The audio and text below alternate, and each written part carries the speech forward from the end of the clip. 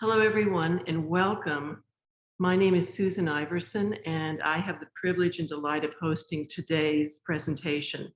In a little bit, we'll be hearing from our guest speaker, Tommye McClure Scanlin, who'll be discussing her creative practice in contemporary tapestry, as well as her recent memoir, The Nature of Things, Essays of a Tapestry Weaver, which I have right here, and I'm sure some of you in the audience have either read it or have bought it so that you can read it in the near future. We're all excited to hear her speak more about her fabulous work. Today's event is presented by the San Jose Museum of Quilts and Textiles and the American Tapestry Alliance and is co-sponsored by the Studio Art Quilt Associates. It is held in conjunction with the American Tapestry Biennial 13 exhibition, which was on view this fall at the San Jose Museum of Quilts and Textiles. This biennial exhibition was hosted by ATA, a nonprofit educational organization that offers support and exposure for contemporary tapestry artists around the world. The recent exhibition featured 37 extraordinary works in tapestry representing 10 countries. The works were juried by Nick DeFord, program director at Aeromont School of Arts and Crafts. Both Tommye's work and my work were featured in this exhibition. From my perspective, it's always an honor to show with Tommye and of course all the other fabulous artists that were in the exhibition. And for those of you that weren't, please enter it next time. We are always looking for fresh tapestries for that exhibition. We're excited to have a few of the exhibition organizers behind the scenes today to help answer questions about the exhibition in the chat, including Alma Wirtz, a co-chair for ATB 13, as well as museum curators Amy DePlacido and Samantha Lyons. This presentation and the Q&A session will last about an hour. Please use the Q&A for questions and the chat box for greeting others. If you prefer not to see the notifications from the chat, you can click on the chat button to toggle them on or off. And I can see from chat right now that we have people from all over joining us. This will be very exciting. We do respectfully ask that you be courteous as you engage with speakers, moderators, and other participants today. And now I'm delighted to introduce today's speaker, a gifted artist, educator, colleague, and one of my personal favorite people, Tommye McClure Scanlin. Tommye has been weaving for over 40 years, exploring many different techniques for creating images through the woven structure. In 1988, she began her journey in tapestry weaving, and her tapestries have been exhibited nationally and internationally since 1990.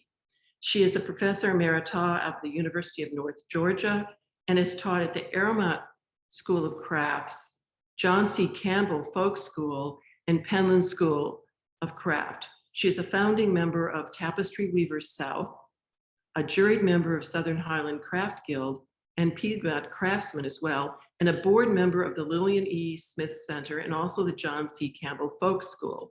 You can tell she's a very busy woman. She is the author of many published writings on tapestry and arts education, most more than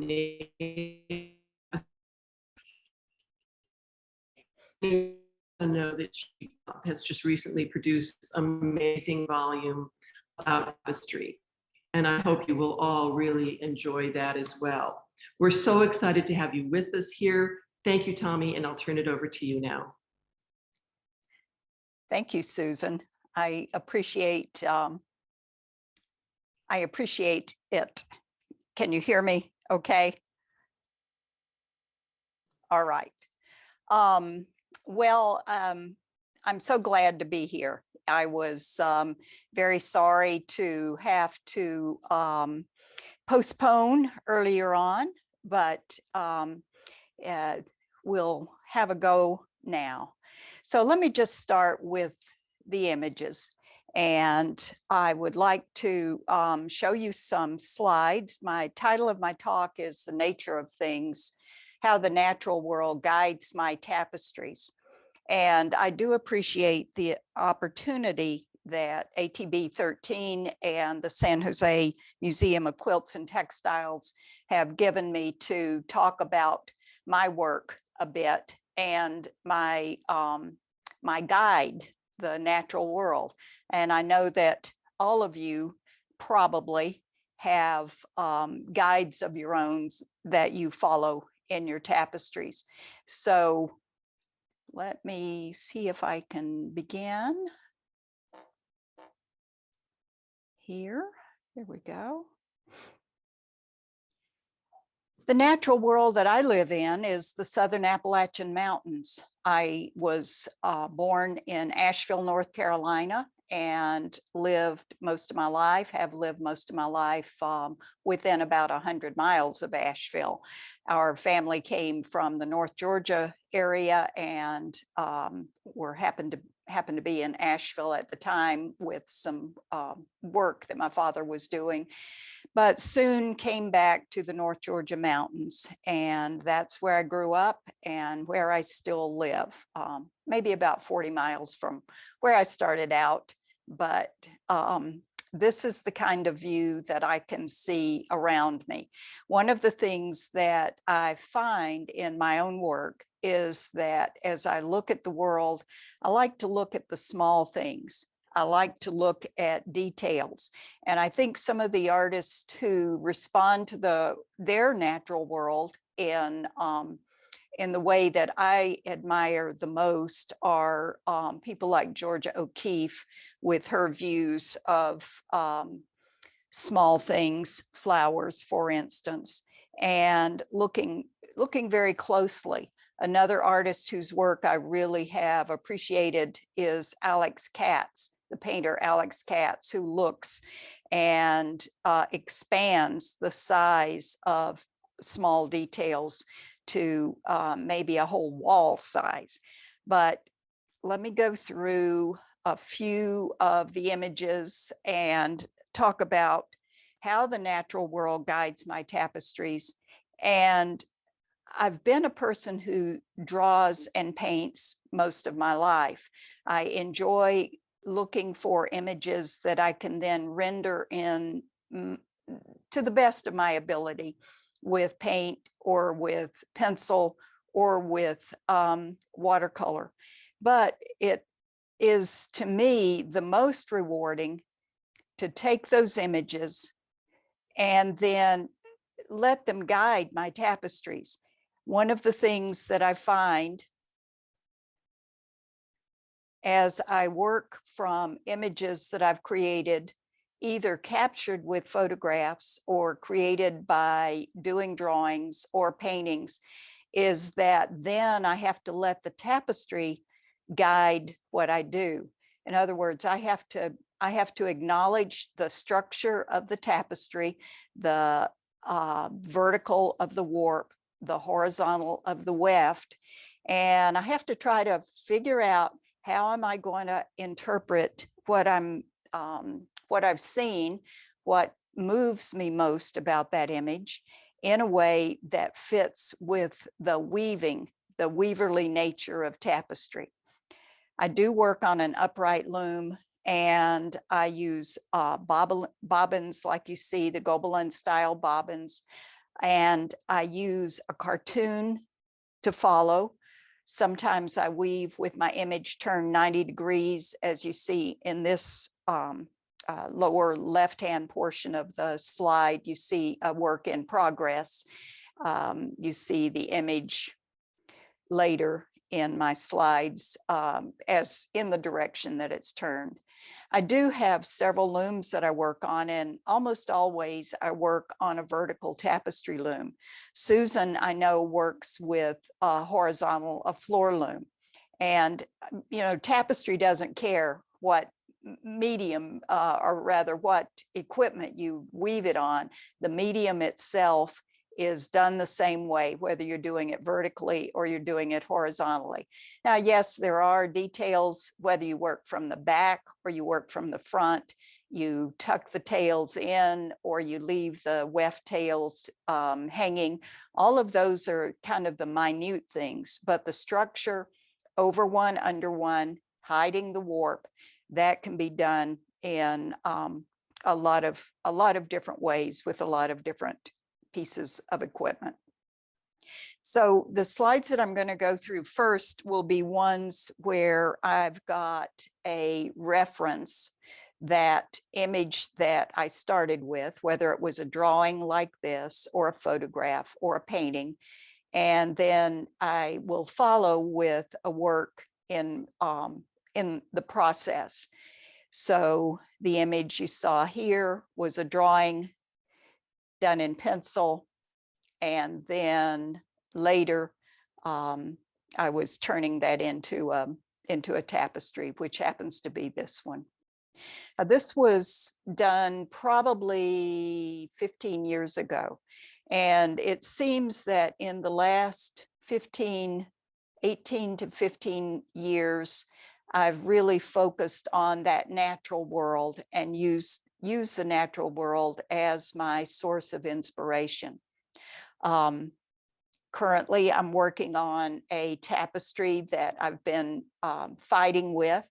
And when I work with tapestry, it doesn't always flow smoothly.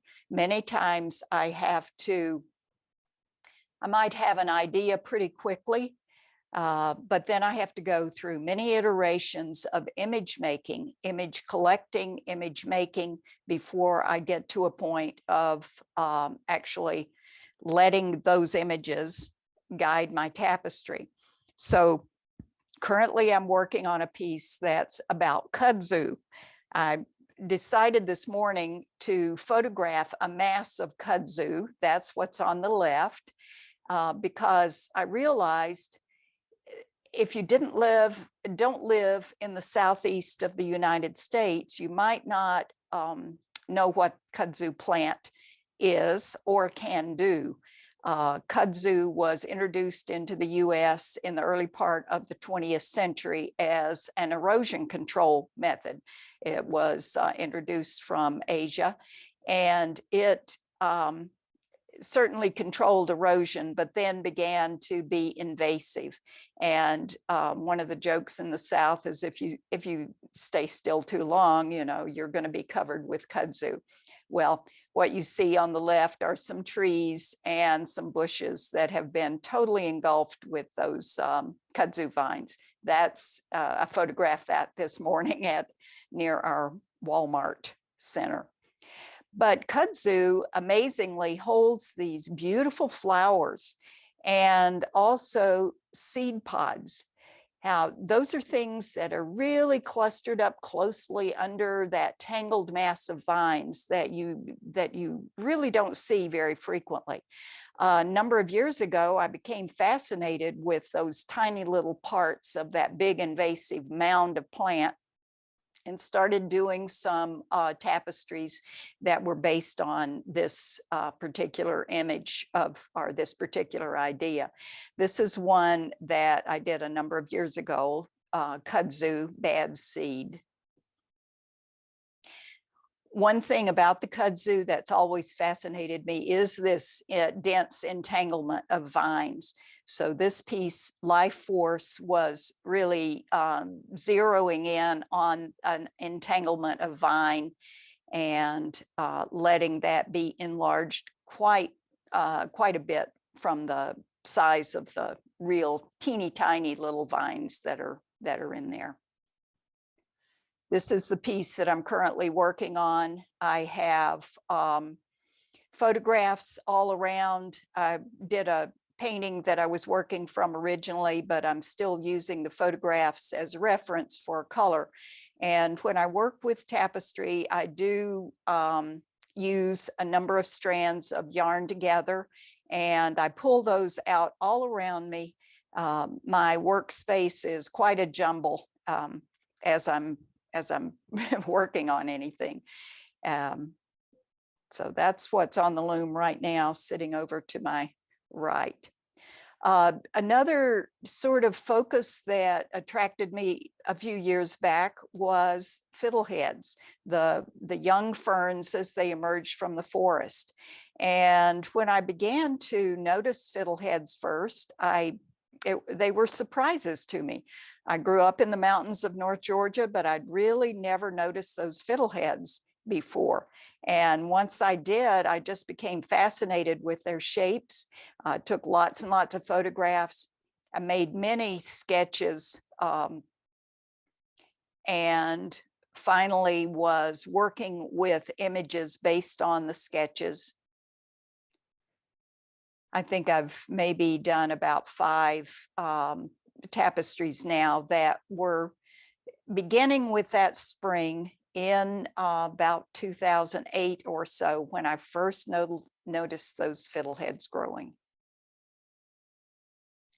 Once Upon a Time is something, the title is not based on nature, but it is in a way a naturally inspired thing. The fiddleheads are the image, but if you'll notice, you see the little red sort of horizontal that runs throughout. I had an idea once upon a time that I would like to record the shape of the tapestry each day as I worked on a piece. And so because this was being done in black and white and gray, I thought, okay, now's the time. Now is my once upon a time to try out that idea and make this demarcation for a tapestry that's in progress. So every day when I left, I would weave in one half pass of this red-orange color all the way across from edge to edge, from selvage to selvage. So that idea is embedded in this tapestry. No one knows what those red lines mean but me, and now you, because I've told you. The Southern Highland Craft Guild, a juried membership organization that I am a member of, a number of years back did a black and white themed show. This piece was one that I wove for that show. And I have they have a current iteration of the exhibit, the black and white, that's on display now in Asheville. And I'll show you a piece that's related to that at the end of the show. Another fiddlehead piece. And yet another one.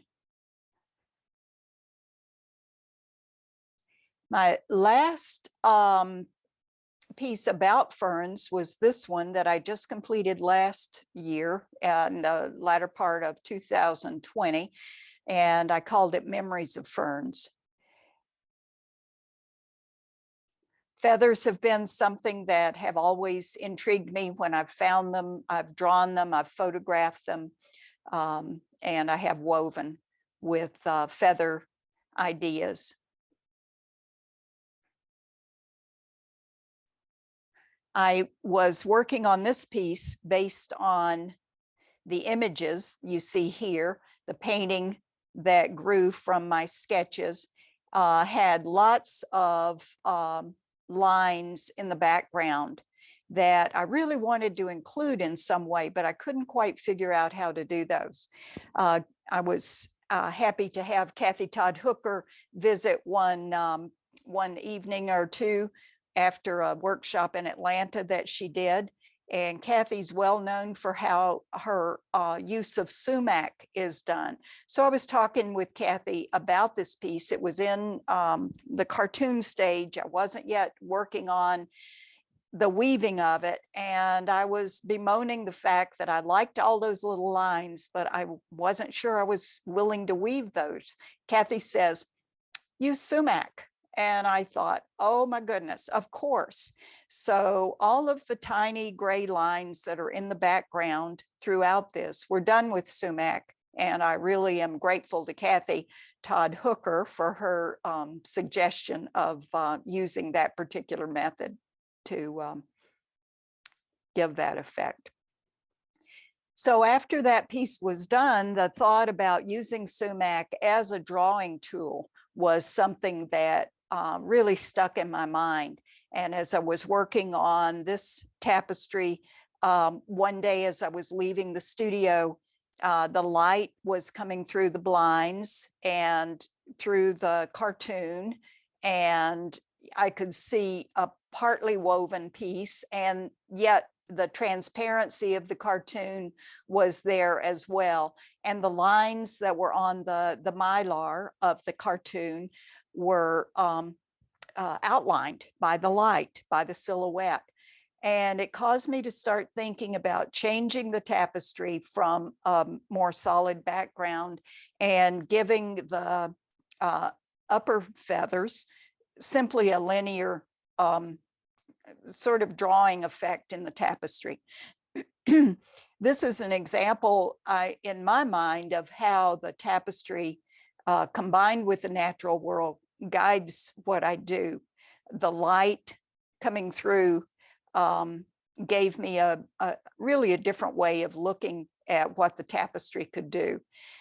Using the sumac lines in the previous feathered tapestry gave me the idea, okay, I can take that tool now, that tool that I can draw with essentially on my warp and give another effect. I do like to work with different media when I'm designing, and this particular piece happened to have been designed using a linoleum block print. I enlarged the block print and used that image as the cartoon for the tapestry. I've been to artist retreats, especially to the Lillian E. Smith Center near Clayton, Georgia, or to the Hambidge Center near Rabun Gap, Georgia, many times. One of the inspirational features at the Lillian E. Smith Center is this old rock chimney. Lillian Smith was an early mid-20th century civil rights and social justice advocate. She and her family owned a girls' camp on the site of the where the center is now, the center named in her honor. And she's buried beside this chimney. On her gravestone is a marker, a bronze marker that has a quote from one of her books, The Journey. "Death can kill a man. That is all it can do to him. It cannot end his life because of memory." I love that quote, and I also love this stone chimney. So as I was at a retreat a few years back, I took lots of pictures of details of the stone chimney, made a painting of one of those details, and later wove a tapestry based on that painting. And I titled the painting "Because of Memory," that portion of the quote from Lillian Smith's grave marker. Other stones have really interested me. You can see I jump around in subject matter, but once I find an idea or a subject that really appeals to me, gets my mind going, I tend to work in over maybe 2 or 3 or more years of time with the thought. This happens to be stones, and the first stones actually are bricks. Was at a residency at the Hambidge Center, and the kiln brick, there's an Anagama kiln sort of cascading down a hillside, and one of the bricks was removed. The colors of the bricks from the firing were quite interesting. So I took photographs of a detail of the kiln, and this tapestry resulted. Also, the Hambidge, Mary Hambidge's house is nearby. It's an old wooden cottage, and the foundation had a wonderful crack running through it. Probably not good for the house, but very good for sparking ideas about a linear path through stones. There's also a spring house on the property that's just covered in mosses. So that was the inspiration for this particular small piece. A few years back, I began experimenting a bit with earth pigment for painting, and up on the in the upper portion of the slide, you can see sections of an earth pigment painting that I cut up and rearranged to think about idea for a tapestry. As I began the weaving is underway on the lower right. I started thinking about the wildfires that were currently in the southeastern United States that were burning, and went to the North Georgia area where some of the fires, these fires in particular, were control burns. But I was able to spend a bit of time doing some photographs of the burned ground and leaves, and then continued the tapestry, adding more of the soot and charcoal colors. And as I worked on the tapestry, I realized that there would be new growth coming into those woods. So as I ended the tapestry, I began to incorporate small bits of green, and titled the piece Phoenix. Earth pigment painting was something that was used as the basis for the image here. These were natural dyes using henna or black walnut. And I felt that the idea of taking nature and quite literally using it to color the yarn with was something that I found very appealing and very rewarding. The next group of slides are just, I have no background material for them. These are a few of the other images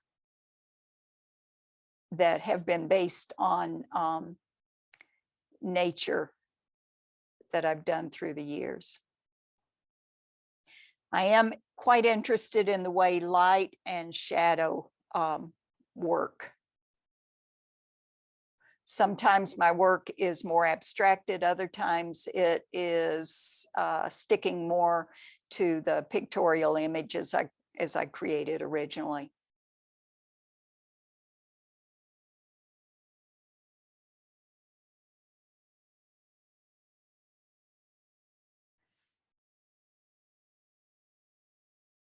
I work both from my paintings or my drawings or from photographs. In my mind, it makes no difference. The loom is going to take control once I begin weaving, and the image is going to change depending on the constraints of the warp set, the kind of warp I'm using, also the weft and the combination. So that's where I let the tapestry then begin to guide the imagery. I mentioned earlier the linoleum block that I was doing for feathers. This is the most recent tapestry that's completed, and it's in the black and white show that's currently on exhibit at Asheville at the Folk Arts Center, Catesby's Trillium. Now, I can't end without talking about my tapestry diaries. I think that some of you know that I have been weaving what I call tapestry diaries for a number of years. Began a year-long process of doing this kind of sort of strange activity, I guess, in 2009. And I've continued it in pretty much the same width, about a 12-inch width. The lengths of them vary depending on what I'm working on, how I'm working on them throughout the year. I've only done 1 year as separate pieces. So you see one of those separate pieces from 2011, kind of stuck in the middle of these others. In 2015, because I am very interested in pictorial weaving for my regular weaving, I decided to, instead of just recognizing and weaving each day as it came with a different block of color of some shape, I would incorporate images. So the first month that I decided to, or rather the first year that I decided to take that approach, I wanted to do 4 different views of the same image or the same thing each month. So you see on the right at the bottom are some oak leaves, Up above that are 4 blobs. Those are pecans. Then there are some twigs and daffodils and so forth. So doing those 4 each month throughout the year was a little bit tedious. So I then decided, okay, I still want to do a pictorial included within the year's tapestry diary, but I think I'll do 1 image a month and surround that by the days as they pass. So that's what I began to do in 2016. And that's still the way that I'm approaching my tapestry diaries, is with a month's focus. The days are those different colored things that you see all around these tapestries. For the past few years, I've been using natural dyes for the tapestries of my tapestry diaries, as well as some of the other tapestries. But I decided that I wanted to use a bit of chance in selecting what each day would look like as far as color.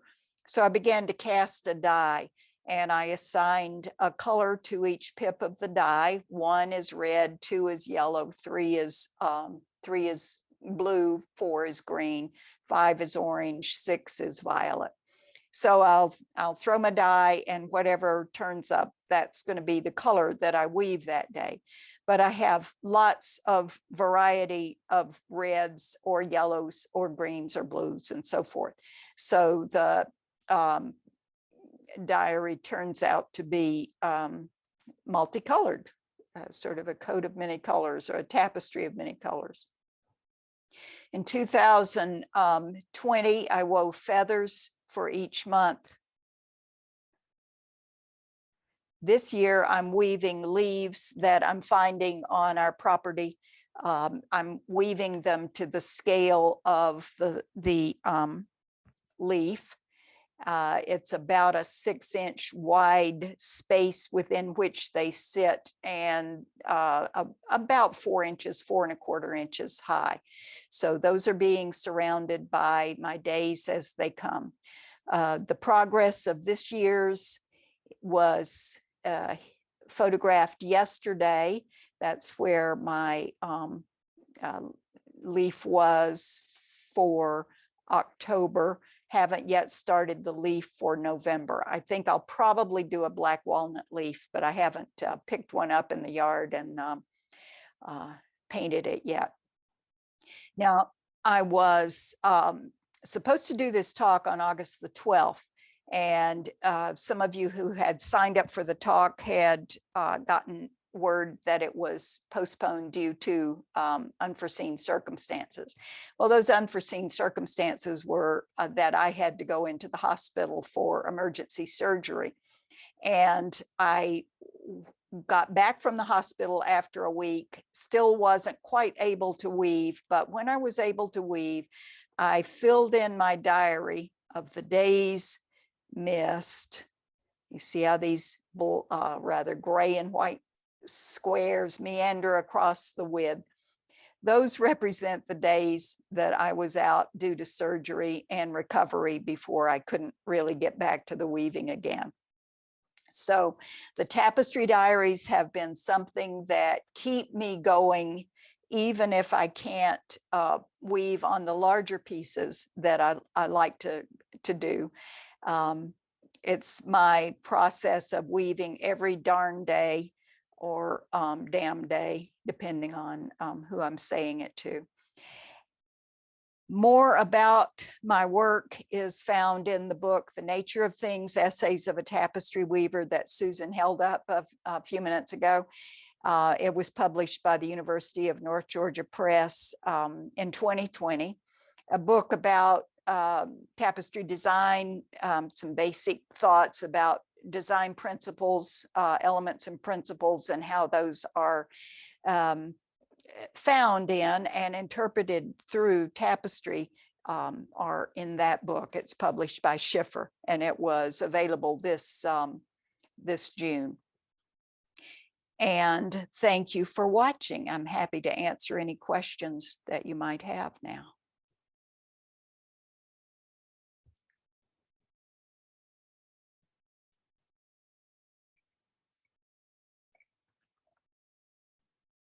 Okay, thank you, Tommye. That was just so wonderful. I've seen a lot of your work, but every time I do see it, um, I get more excited. I see new things, and I have some questions for you, but I'm going to start with some questions from the audience.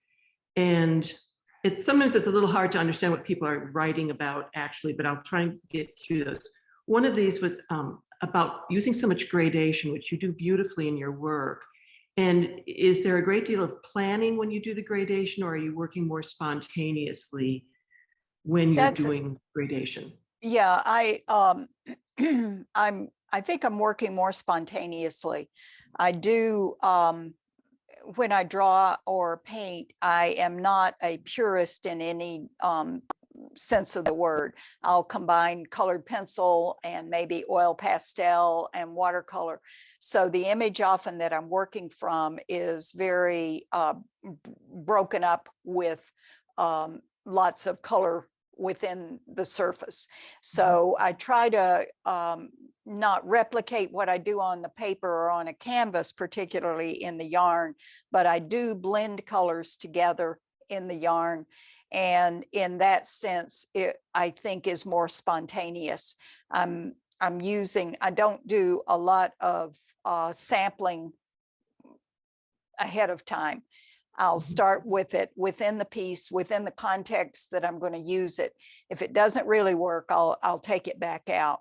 But I try to let my eye and judgment work a little bit more spontaneously.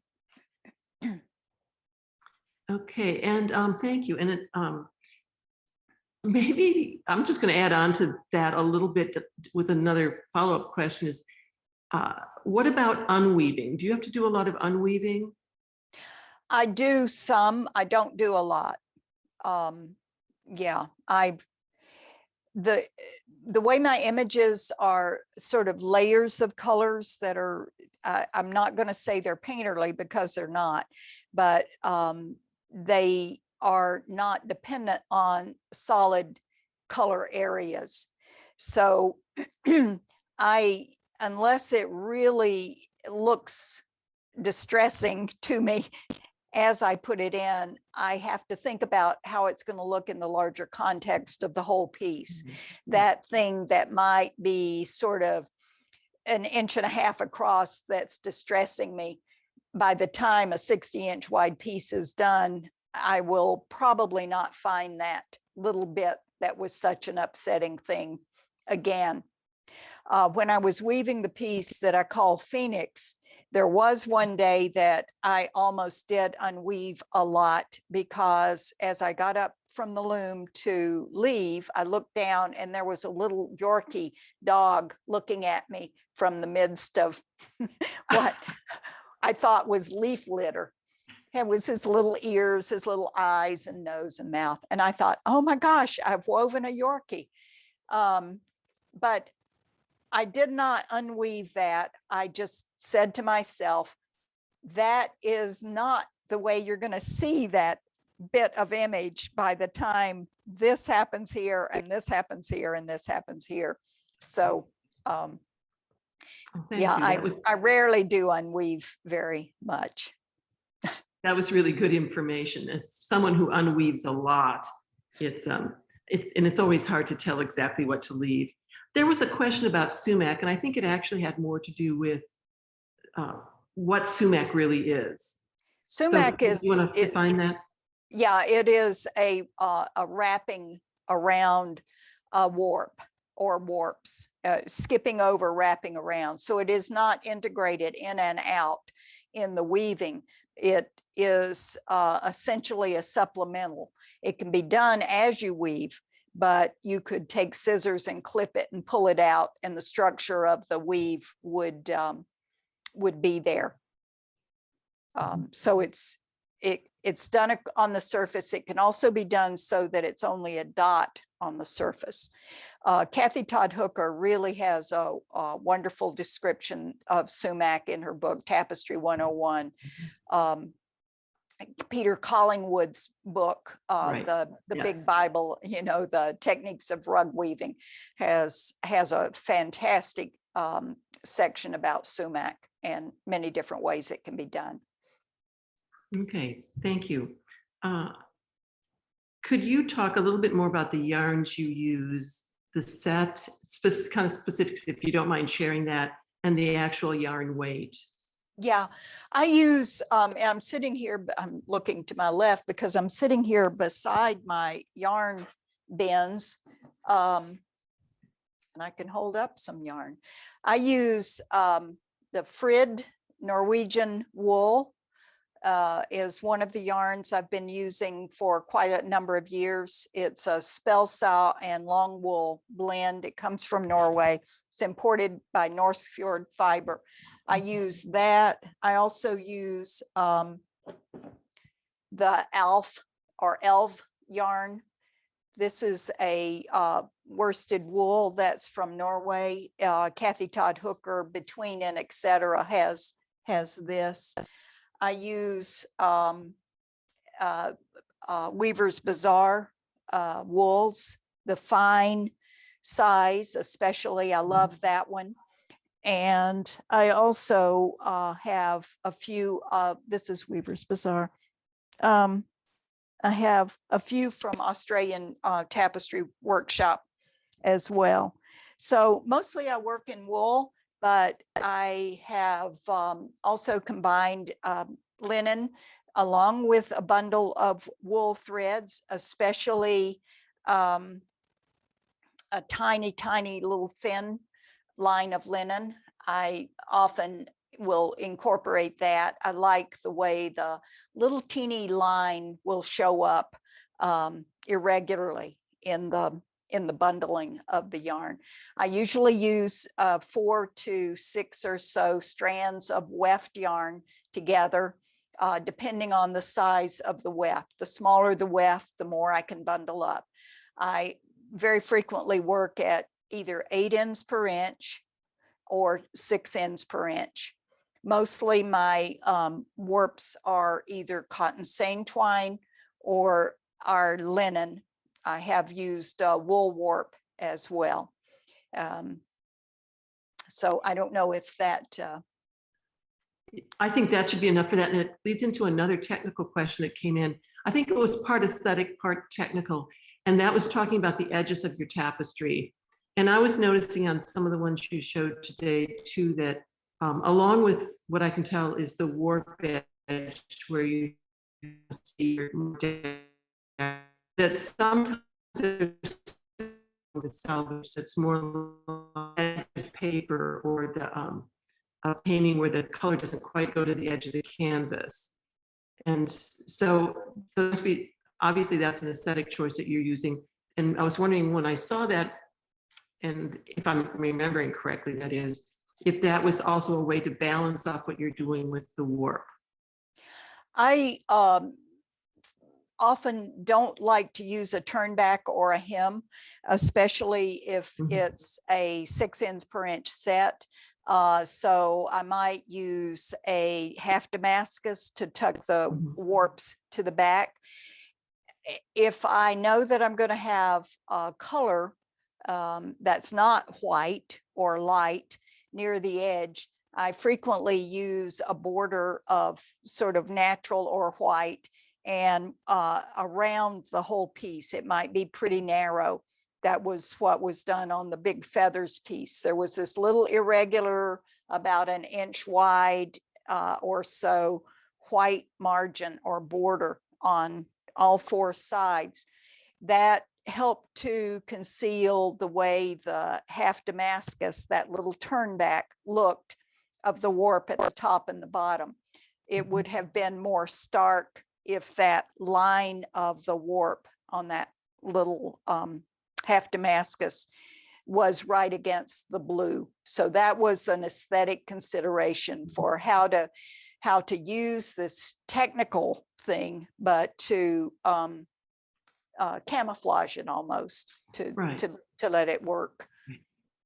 I do use another method when I use linen with tapestry diaries. It's a technique of pulling together a group of warps almost in a knotted kind of way. It's one of Peter Collingwood's techniques that bunches those together like a 9 or an 11 grouping.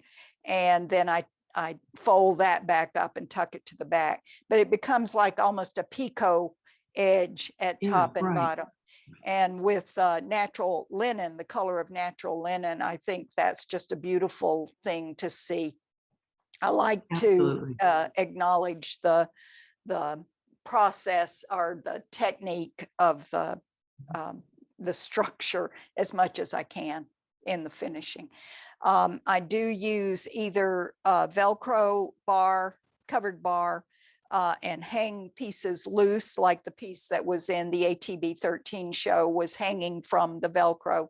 Other pieces I stitch myself or have stitched onto a mounting a fabric covered mounting board that's then framed in a float frame.